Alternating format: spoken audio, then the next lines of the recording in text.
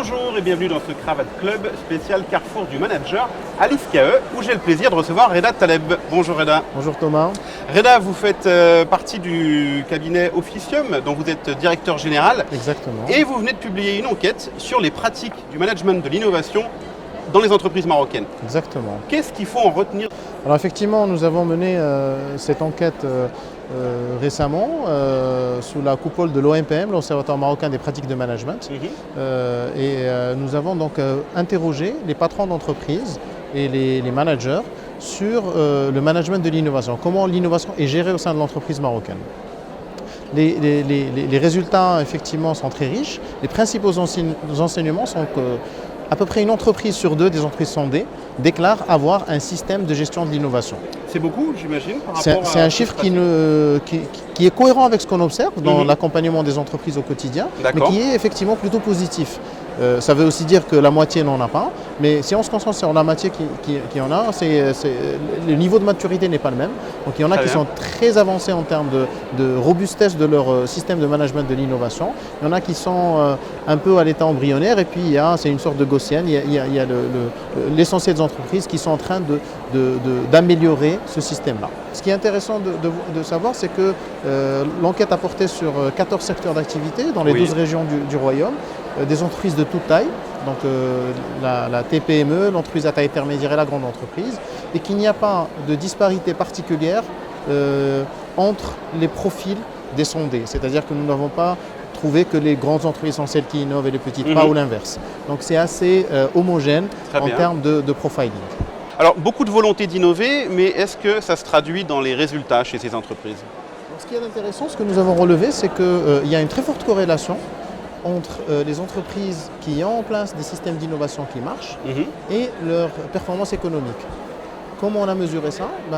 Tout d'abord, en posant la question aux entreprises leaders de notre panel, celles qui ont une position de leader, c'est-à-dire qu'elles sont les plus performantes de leur secteur. Ces entreprises-là innovent à plus de 80%. Ah oui. Et plus on descend dans le classement sectoriel, c'est-à-dire pour les entreprises qui sont challengers en numéro 2 ou numéro 3, elles vont innover un peu moins, à peu près autour de 60%.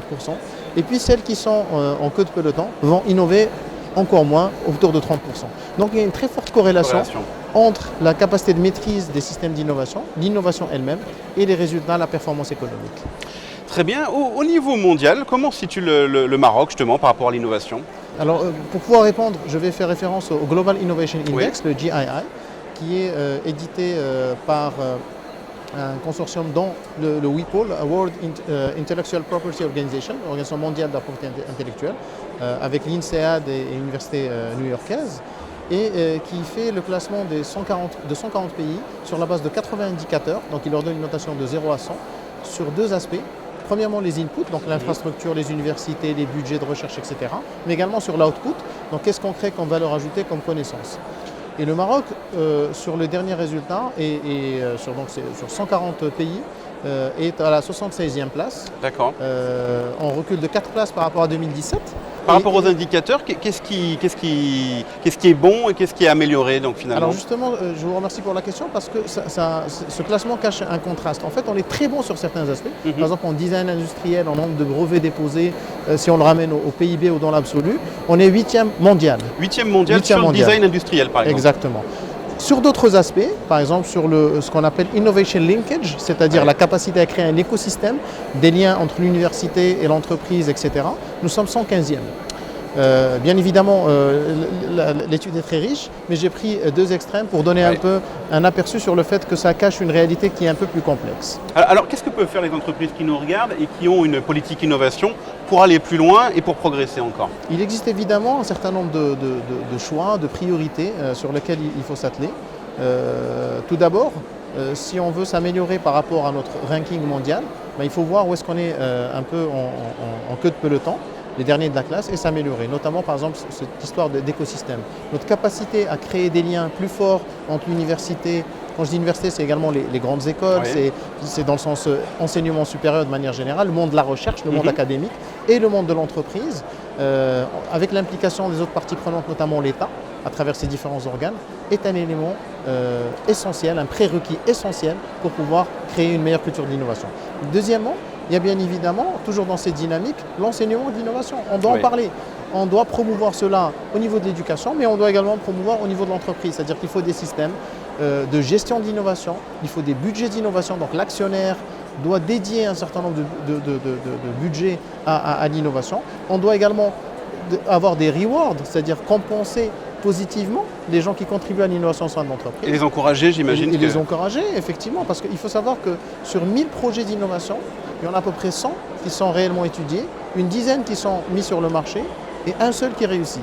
Ça, c'est la réalité même de l'innovation. Thomas Edison disait, je n'ai pas raté mes recherches 1000 fois, mais j'ai trouvé 1000 façons qui ne marchent pas avant d'inventer l'ampoule.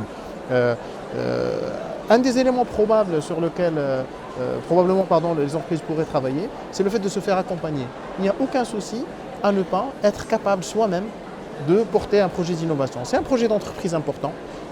Nous accompagnons un certain nombre d'opérateurs aujourd'hui et nous ressentons ce besoin et puis nous ressentons surtout les résultats parce que nous venons avec de la méthode. Il existe beaucoup aujourd'hui de capacités dans l'écosystème marocain où les entreprises doivent aller puiser pour pouvoir justement structurer leur approche d'innovation et retrouver derrière les résultats qui vont en découler.